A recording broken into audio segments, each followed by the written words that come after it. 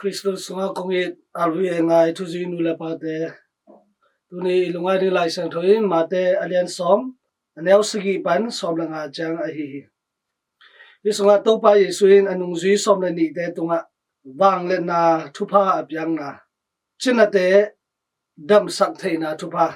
mi si te hin saking na thupa mi phak te dam sak theina thupa doi te hol khat zo na thupa te apyang na te imu hi te na pasiani na apyak wang le na nungzi pi te tunga ai na hangin apyak thupa te hi ama te han cham na to hilowa to pa sui piak thupa nyat a hi wang le na te pen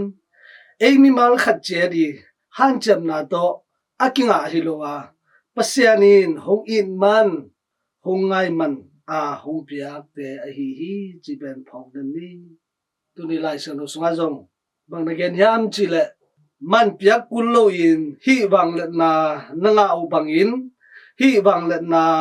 nazat na u a jong man bangen ke un na chi pasianin piak thupa te man pelowa inga a hi ma bangin eten jong pasianari hitele mi te tunga man ngen loin ipiak zo ding tuni lai san thuin nang la ke thang pya hi hong sol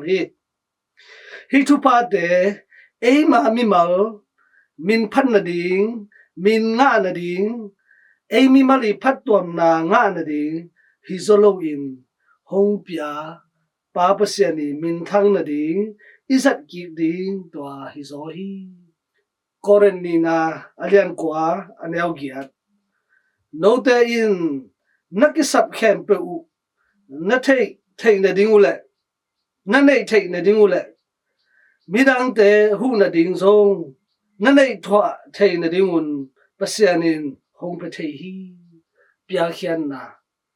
man nga lowa man piak lowa inga te ezo man nge lowa ipiak te to hi le pasani thupa tampi hong pe zo lai di hi chi tu ni koren sunga eten imu hi ola naw te thu le thu zi mi khat chat in zong pasiani thupa te inei kim hi nisim isang den hi chi pen eten ingai su di ki sami jing sang i tho tu ha ki pan ne tak ilup dong pasiani ke tu bang thu phang pia hiam chi te ingai su di ki sami tora ingai su chang pasiani thupa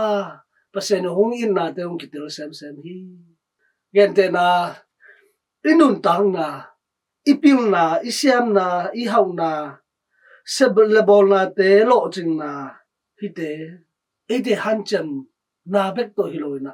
pasiani thupa te hi chi pen ede ikhen thei di itel ding ki sami kha thu lam pan hi le pasiani hongum na hongot khian na pasian tanu ta pa te iswang na pasian khat hi na chi te na pasian thupa bi ve a hi eten in masa hang in pasianin hong it hi zolo in pasianin ete hong in masa hi zo hi chi ben eten inu tang da phong den ni hi pasianin hong in manin thupa te ung pia pil na siam na hau na hoi na te ung pia ai la hi thupa te pasian kyang pan hong pai hi chi ben itil ta pi ya ke han cham na hang hi chi lungsim na nei khalai ha to lungsim na nei lai le pasian a thei tak tak ngai lo nei khari hi thupa te koidan izang ki hiam chi ngai sun ni akiching ama hong in na hangin te khem to tunga thupa aban bani hong pia hi chi pasian hong in na john lungdam na alian khat anel som na gu hi thupa te pasian min thang na ding leitunga pasian gam hong tang sai sem na ding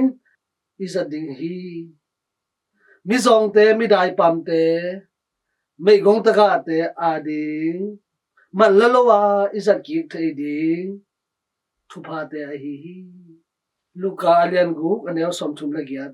midang te tunga pyaun to hi le pasianin no te tunga zong hong pe di hi bang hangyam chile midang te na piak na uto kisui in a hen atata adim let in paserin no te tunga hong peding hi chi hi nula pa te tuni topa isui hong piak amai thu pa te simina amai thu pa te theina to thu pa te eyari phatom na dibe hiloina pasenong piak thu pa te eiten jo mi te a di asang ki te iso zo na ding khache tu pa se thu pang pikin ta hen